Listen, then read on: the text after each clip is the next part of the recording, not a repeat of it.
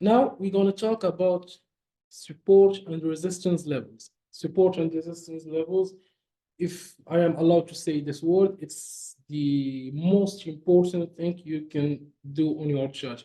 Because if you do understand how to line up a support and the resistance level, you do understand trading.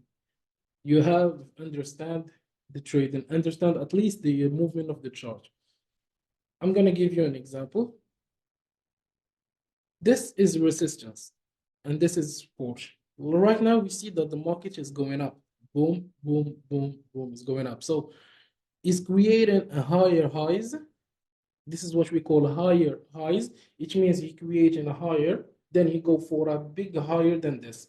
You see, right now we have a higher, but he create a higher high than this one. So he creates higher highs, higher highs, higher highs.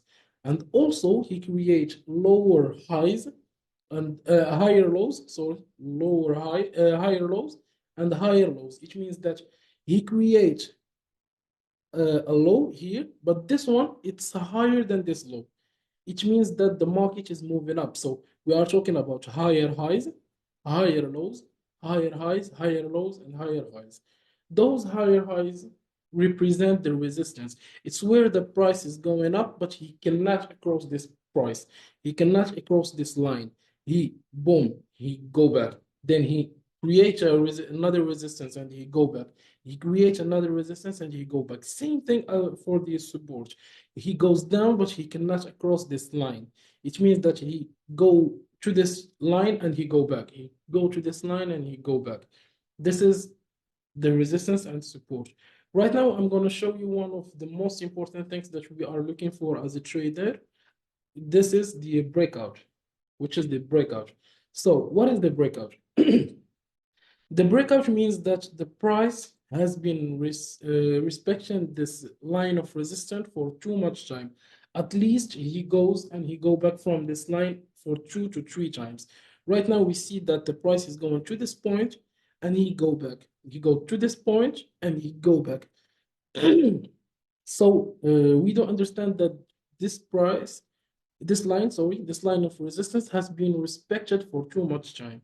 Same thing for the support. The price goes to this point, he break to this point and he go back. He go to this point and he go back. It means that the price has been respecting this resistance and this support for too much time.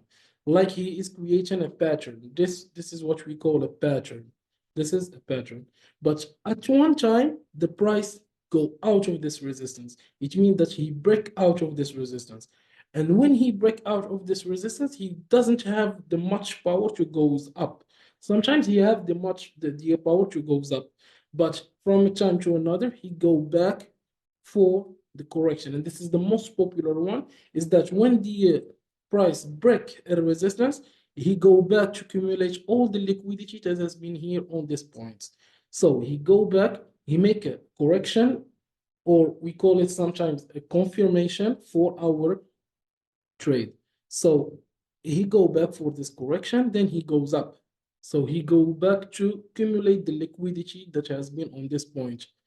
So and there is another this is information that when the resistance is has been broken and the price go back and use it as a support to go up, it become a block order.